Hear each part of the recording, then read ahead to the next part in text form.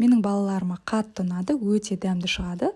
Граммдарын, мөлшерін төменде жазып қалдырамын. Ең алдымен ыдысқа 3 жұмыртқа, қантты салып, екеуін жақсылап венчиктің көмегімен қанты ерігенше араластырамыз. Одан кейін қаймақ және де ерітілген сары май, кішкене сүт қосып, жақсылап барлығын біркелкі масса болғанша тағы да араластырып аламыз. Енді електен өткізілген ұнның үстінен жарты шай қасықтай разрыхитель немесе қасықтың ұшымен ас содасын қоссаңыздар болады.